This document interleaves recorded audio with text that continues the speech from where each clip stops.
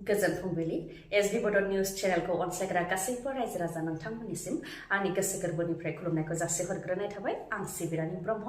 नोंथांमोना सानसेयारि खौरां नायनो मोजां मोनोबा बे चेनेलनि गेजेरजों नोंथांमोना सानफ्रामबो सानसेयारि खौरांखौ मोननो हागोन थुदो बिदिबा दिनैनि सानसेयारि खौरांखौ जागायजेननोसै आसामनि ट्राफिक पुलिसनि गारि सौख्रांनायाव सासे सिख्लानि जिउ खहा बङाइगावनि पागलास्तानाव जादों बे जाथाया जोबोद गोख्रैथिजों गारि सालायनायनि जाहोनाव सैनिका रय मुंनि सिख्लाया जिउ खोमानो गोनां जादों जाथाय जानायनि उनाव दुंहाव थासारि सोमजिदों मोनानि समावनो ओनसोलनि रायजो राजाफ्रा धरना होदों लोगोसे पुलिस थानाखौ बेंखनदों जायनाखि सरासनस्रा सुबुङा हेलमेट गानाब्ला डकुमेन्ट गैयाब्ला आरो गोख्रैथिजों गारि सालायोबा पुलिस प्रशासना हमो नाथाय ट्राफिक पुलिसानो जोबोद गोख्रैथिजों गारि सालायदों आरो गोख्रैथिजों गारि सालायनायनि जाहोनावनो सासे सिख्लाखौ सौख्रांदों जायजों सिख्लायाबो जिउ खोमानो गोनां जादों होननानै फोरमायथिदों बेनिखायनो बेनि सायाव बिजिरनाय नांगौ होननानै गोख्रोङै दाबि खालामदों रायजो राजाफ्रा बेनि अनगायैबो ट्राफिक पुलिसा जौ लोंनानैसो गारिखौ सालायदोंमोन होननानैबो अजद होदों रायजो राजाफ्रा बेराफारसेथिं ट्राफिक पुलिसा जौ लोंनानै गारि सालायाखै होननानै खोबथेनो नाजादों पुलिस प्रशासननिफ्राय जायनाखि सिख्लाया नखरनि सासेल' रां आरजिग्रामोन दा नखरा माबोरैहाय सोलिगोन बेनिखायनो बेनि सायाव गोख्रों बिजिरनाय जानो नांगौ होननानै खुद्रियो ओनसोलनि रायजो राजाफोरनि गोख्रों खुद्रिनायखौ नुनानै उनाव एसपिआ ट्राफिक पुलिस नीलेश्वर मेधिखौ सासपेन्डबो खालामनो गोनां जायो आसामनि सदनाव मोनफानि उनाव मोनफा जाथाय बिजेपिनि एमएलए रुपज्योति खुरमिया एमएलए अखिल गगैजों लोगोसे माखासे एमएलएफोरखौ सदननि सिङावनो बुनो थाखाय गावनि जिरायग्रानिफ्राय सिखारलांनायनि उनाव दा सदनाव औवानि बेरा बा जेवरा लानानै नुजाथिहैदों बेरेखा दोलोनि एमएलएफोरा नंगौ एआइडिएफनि एमएलएफोरा आखायाव औवानि जेवरा लानानै सदनाव थांदों उननि समाव एमएलए रुपज्योति खुरमिया बुनो फैबावोबा अदेबानि गाग्लोबनो फैबावोबा गावखौ रैखाथि होनो थाखायनो लानानै थांदों औवानि जेवरा बेरेखा दोलोनि एमएलएफोरा सदनाव जेवरा लानानै फैनायखौ लानानै फिन सदनाव दुंहाव थासारि दान्थे बिदान्थे सोमजिदों दिनै जेवरा लानानै सदनाव फैदों गाबोन लावथि लाबोगोन आरो बेबायदिनो हाथियार लानानै सदनाव फैगोन होननानै सोंखारिदों गिबि मन्त्रि डक्टर हेमन्त बिश्व शर्माया बेबायदिनो सदनाव फिन जादों दुंहाव थासारि एमएलए रुपज्योति खुरमिया एमएलए अखिल गगैजों लोगोसे बेरेखा दोलोनि माखासे एमएलएफोरखौ बुनो थाखाय गावनि जिरायग्रानिफ्राय होसोलांनाय आरो गाज्रि आखुथाय बाहायनायखौ लानानै दासान्दि आसामनि राजखान्थियाव सोलिदों दुंहाव थासारि बेनि अनगायैबो आसाम एसेम्ब्लिनि डिपुटि स्पिकार डक्टर नुमाल ममिनखौ बेरेखा दोलोनि एमएलएआ गाग्लोबनायनि अजद कंग्रेसनि एमएलए नुरुल हुदाया गाग्लोबदों होननानै अजद होदों आरो जायजों जोखोमबो जानो गोनां जादों होननानै फोरमायथिदों बिथाङा आरो बेखौ लानानै दिसपुर पुलिस थानायाव एफआइआर होनाय जाबाय बेनि सायाव जाहाथे प्रशासना राहा लायो बेनि थाखाय बुंथिगिरि आरो पुलिस प्रशासननिसिमबो खावलायदों बिथाङा बिटिआर गोरोबथानि 6.3 दफानि गेजेरजों बिटिआरआव थानाय भेन्सार फरायसालिफोर आरो बिटिआरनि बायजोआव थानाय बर' बिजोंनि फरायसालिफोरखौ सोरखारि खालामनो रादाय होदोंमोन बिटिसि सोरखारा थारैनो बे रादाया बेसेबां जाफुंनो हाखो बा जाफुंदोंना जाफुङाखै बेखौ लानाय प्रमद बर' बिथांनाव सोंथि खालामनायाव प्रमद बर' बिथाङा मा फिननाय होदों बेखौ नोंथांमोननो मिथिहोनो आखायाव लाबाय प्रमद बर' बिथाङा फिननाय होदों दि 1700 स्कुलफोरखौ थिक खालामनाय जाबाय स्कुल कलेजफोराव राङारि अनसुंथाइ होनाय जादों बिटिआरनि मोनफ्रोमबो कलेजाव दा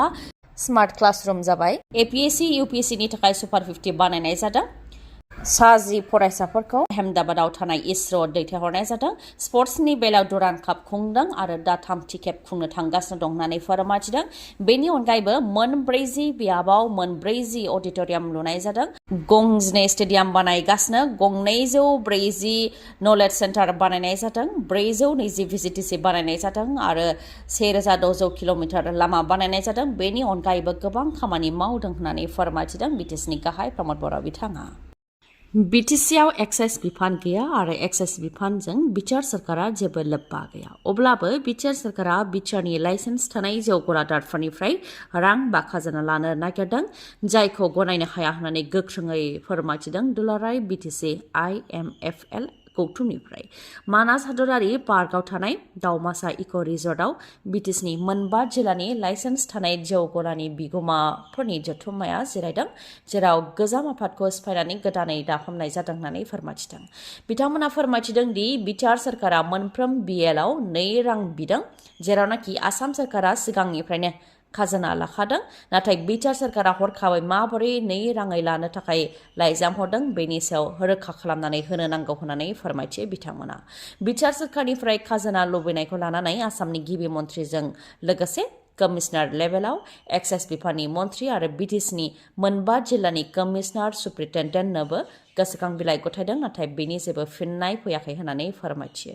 जायनाखि आसाम सरकारनि एक्साइज बिफाननि नेम निथिनि गेजेरजोंसो जौ गलाखौ होदों फारसेथिं BTR सरकारा एक्साइज बिफानजों जेबो लोब्बा गैया आरो BTCआव एक्साइज बिफानबो गैया बे बेलायाव BTC सरकारा मोनफ्रोम BLआव 2 रां जाबसिननो नागिरनायखौ गनायनो हाया होननानै फोरमायथिदों दुलाराय BTC IMFL गौथुमनिफ्राय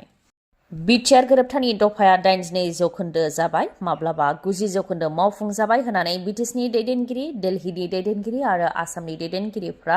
रायजो राजानि सिगाङाव फोरमायथिदों थारैनो BTR गोरोबथानि 82 जौखोन्दो बा 90 जौखोन्दो दफाफोरा मावफुं जामारदोंना जामाराखै बेखौ लानानै लाइमोन BPFनि दैदेनगिरिफोरनि नागिरनाय हाबाफारि BTR गोरोबथानि गेजेरजों अदालगुरि टंला आरो गरेस्वरनि रेलवे क्रसिंआव फ्लाइओभार जानो गोनांमोन नाथाय थारैनो बे जामारदोंना जामाराखै बेखौ लानानै जायगायावनो थांनानै रायजो राजाफोरनाव सोंनाय फिनाय लाहैदों रेलवे क्रसिंनि सायाव फ्लाइओभार जायैनि थाखाय गोबां जेंनाजों मोगा-मोगि जानो गोनां जादों होननानै रायजो राजाफ्राबो फोरमायथियो फ्लाइओभारनि अनगायैबो टंलायाव इनस्टिट्युट अफ चाइल्डहुड मेनेजमेन्ट जानो नांगौमोन बेखौबो जायाखै होननानै फोरमायथिबाय BPFनिफ्राय लोगोसे बुंथिबावदों दि BTR गोरोबथायाव गोबां लिरनानै लानानै फैदोंमोन नाथाय दिनैसिमबो जायाखै जायनाखि क'क्राझाराव खुंफुंनाय एबसुनि सभायाव अमित शाह बिथाङा बाहागो लाफैनानै BTR गोरोबथाखौ 82 जौखोन्दो मावफुंजाबाय होननानै रायजो राजानि सिगाङाव फोरमायलांदों अब्ला BTR गोरोबथानि गेजेरजों जानाय मोनसे फसंथान फ्लाइओभार गेदेर लामा जानायखौ प्रमद बर'आ दिन्थिथों होननानै बुंथिदों लाइमोन BPFनि बिक्रम दैमारिया ओजोंहाय प्रमद बर'आबो बेनि सायाव फिननायखौ होदों बिक्रम दैमारिया सरासनस्रायै जुदि बे सोंथिखौ खालामदोंब्ला बेनि फिननायखौ होगोन नाथाय जुदि नारसिननानै सोंथि खालामदोंब्ला बेनि फिननायखौ होनाय नङा होननानै बुंथियो प्रमद बर'आ बेनि अनगायैबो BLT NDB एबसु आरो रायजो राजानि सोमावसारनायाव बिक्रम दैमारि मुंनि मानसिखौ नुवाखैमोन होननानै बुंथिबाय प्रमद बर'आ BTR गोरोबथानि माखासे दफाफोरखौ मावफुंनायाव समय लायो जेरै गहपुरनि गामि सोनायनि बेलायाव सानसेनो जाया सोरबा लुबैयै थायो बेनिखायनो सावरायनायनि गेजेरजोंसो सोनाय जागोन होननानै फोरमायथियो प्रमद बर'आ जों मोनफ्रोमबो समाव मोनफा गोथौयै नायबोदों बेनिखायनो जों हमथानानै दङ होननानैबो बुंथियो प्रमद बर'आ